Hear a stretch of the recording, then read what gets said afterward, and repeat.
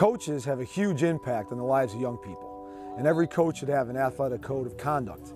Coaches are responsible to show the way to their student athletes and how to carry their lives. It's very important that they understand that drugs, alcohol have no place in athletics. To be a successful student athlete, you can't be an average person. You're a student athlete. You have to be above average. You have to hold yourself to a higher standard. Prior to the start of each season, we send out our code of conduct with a letter that our student athletes sign. They read the code of conduct with their parents so they fully know their expectations. And student athletes in violation of the code of conduct have to understand the consequences. One, it can be miss game time, miss a whole season. Two, it could affect them financially. They could lose their work-study job. They could even lose their scholarship.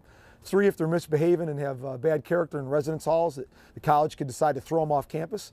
And four, ultimately, you get thrown out of school. Student athletes, student comes first, and they have to hold themselves accountable in all aspects of their lives.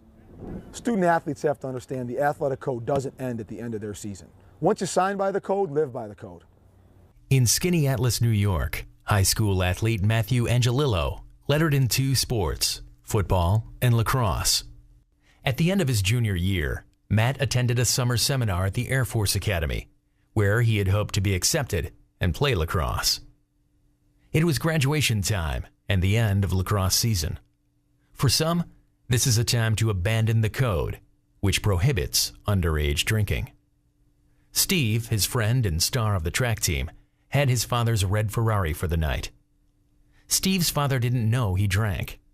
Matt was usually designated driver, but left his car home so he could celebrate.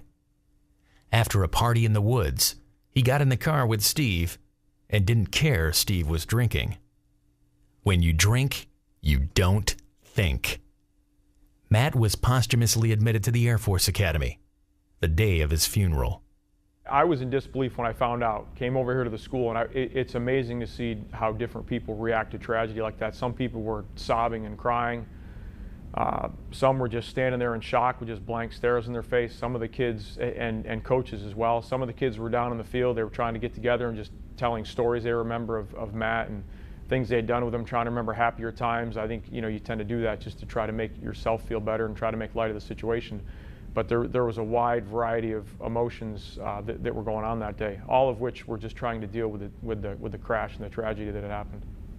I think it's kind of ironic how alcohol is part of our athletic culture, the commercials, the sponsorships, the drinking going on at professional college sporting events. Given the fact that it is so prevalent, that it is out there, that their friends are doing it, it's very easy for them to just slide into the mindset of, I'm going to do it too because it's what's accepted and it's what's out there. It seems that alcohol is a rite of passage in our society, and that these student athletes see their parents drinking. They go to sports games and they see everyone at the event drinking and in the parking lots headed to the game, and they think that that's the acceptable thing to do. That's what they're supposed to do.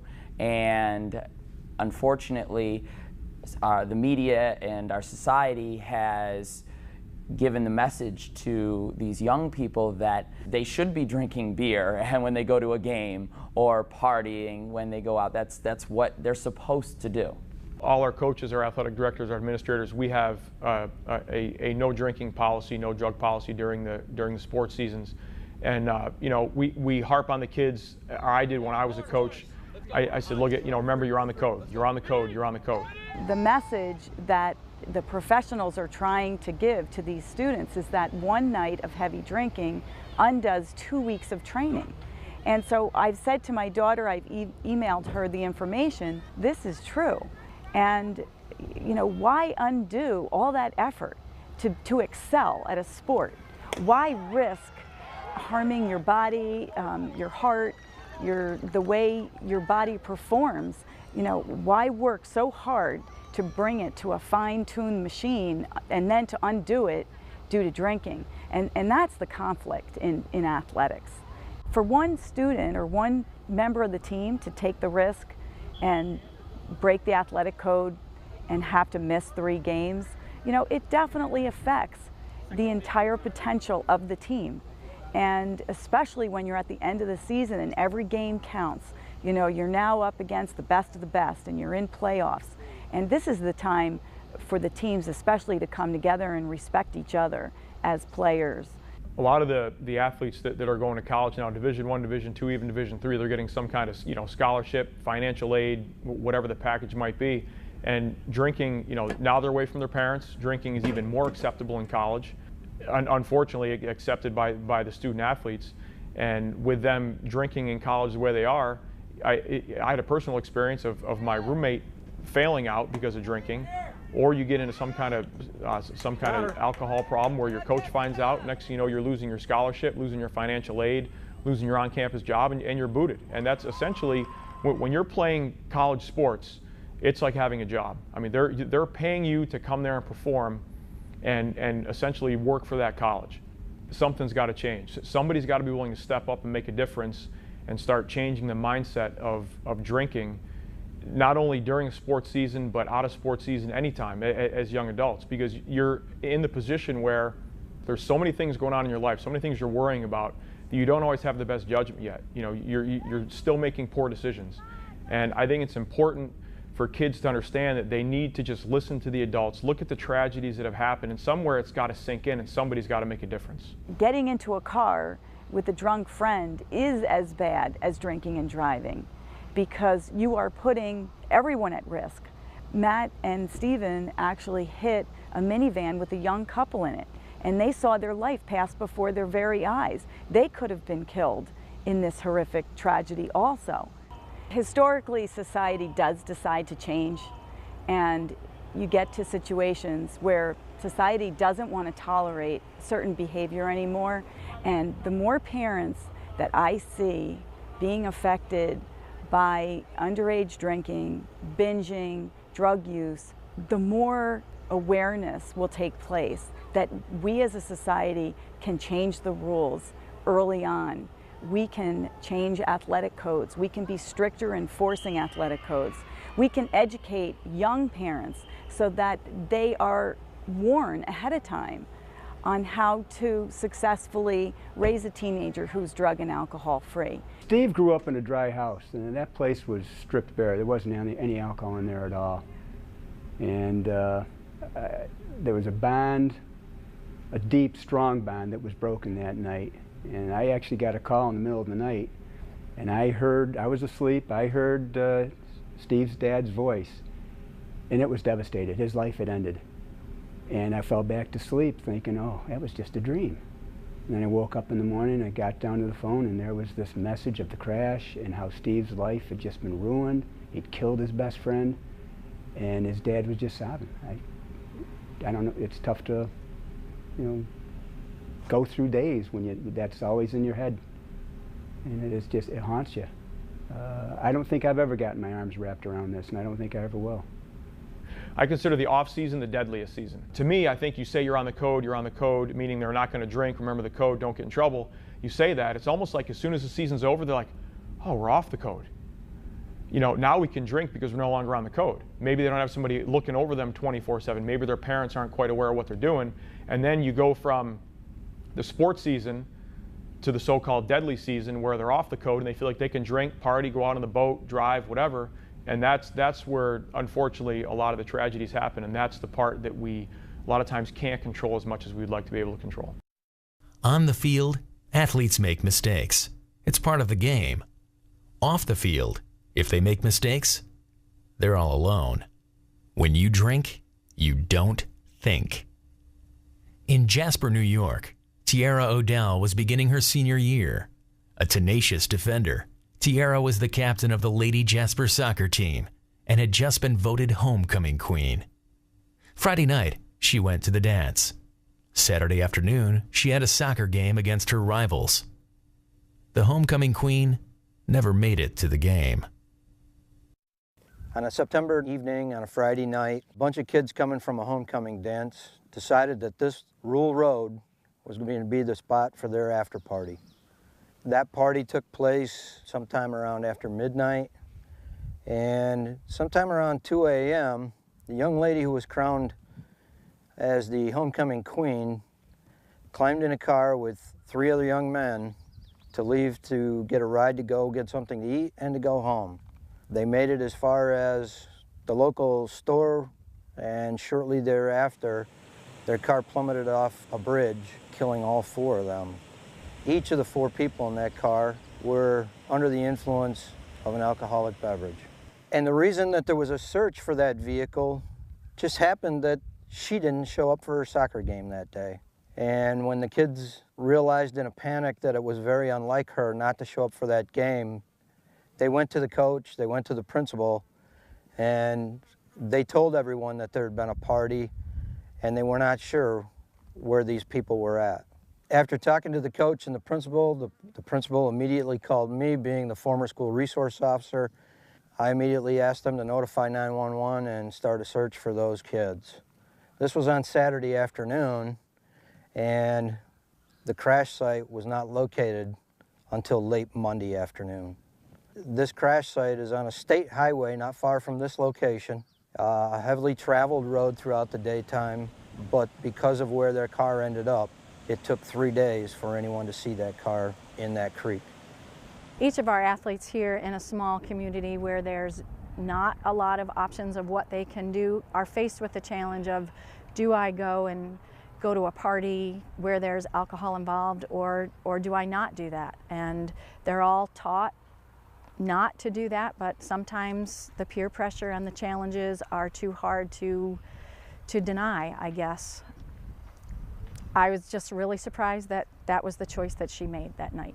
Tiara wasn't really that kind of person, but it was her senior year and a lot of her friends were going, and it was her last homecoming. She wanted to have fun, so I could see that's why she went. She wanted to have fun. It was her senior year. The last thing that I said to the girls before they left practice that night was to be careful and to be safe. She had the choice to not get in that car. I was very surprised because of the importance of the game the very next day that she ever got into that kind of situation. Soccer was much too important to her, I believed, to put herself in that kind of situation. It was getting dark and the boys' JV game was ending, and I remember walking over and they were all David's mom and Joey's mom and Tiara's friends were all over there, and they're all talking about how they didn't show up for the game and where they could have been. And when I realized that they hadn't been finding Jared, I remember one of my closest friends and her mom came walking across the field from her cross-country meet, and I remember just like bawling and running into her arms like, they can't find my brother. And that's about all I remember from that day.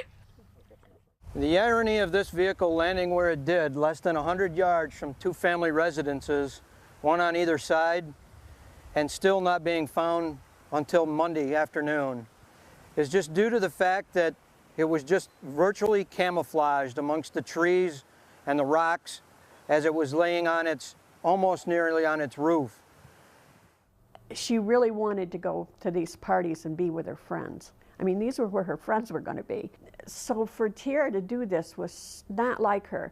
And I can honestly say, I don't think she had ever been intoxicated.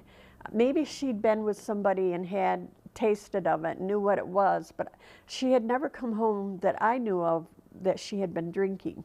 Soccer was so important to her. She wanted to go on and play college soccer. A scout from Lemoyne College came down to watch Tiara play at one of her games, and then she was going to set up for Tiara to go up and play with the team so they could watch her play up there and see how she would react. I just think this was one of those things that they do and think they could get away with it once, and then after all, everybody was going out that night. It was homecoming night. Everybody had all these big plans, and it just goes to show that only takes once. She was a driving force of our soccer team, and as a captain and as a beloved friend, it was devastating to all of us that her one mistake caused so much pain for everyone. Dreams are crushed. Scholarships disappear. Lives disappear. These are the consequences of bad decisions. Jonathan Mueller ran cross-country in high school and lived by the athletic code. At the college level, Jonathan ran at SUNY Cobleskill and honored his commitment to the code. But a repeat drunk driver had his own code of irresponsibility. Jonathan awoke from a coma with a traumatic brain injury, and he has no memory, no past, and an extremely challenging future. I was attending school at SUNY Cobleskill, and I was driving to pick up Chinese food for dinner. I was driving my Saab with two friends. We were all buckled up, and I was hit by a drunk driver. The driver hit my side of the car. I went into a coma immediately from the whiplash, from my head moving forward and back. I have short-term memory. In reference, that means when I get home, I might not remember that I presented a speech to the senior class here. So I have short-term memory loss, and it's very aggravating and frustrating, but I have made tools for myself to get over that, like carrying a notebook with me, and I have a cell phone with a recorder on it. I give speeches, and when I am done with like my half-hour presentation, I make everyone listening say a pledge, raise their right hand, and it's like the Pledge of Allegiance, and I have them promise me with all their heart that they will never drink and drive, let their friends drink and drive, or get into a car with a naive, horrible man or woman who's been drinking. And I hope and pray that that will stay in their mind when difficult times come. I, Jonathan, promise to never drink and drive. I promise to do my best to stop someone from drinking and driving. I promise to do my best to stop someone from drinking and driving. You hope for the best. And I hope that these kids are at a mature enough age to make the right decision. It's too late to say you're sorry when the damage is done. I don't want no apologies from anyone. From anyone.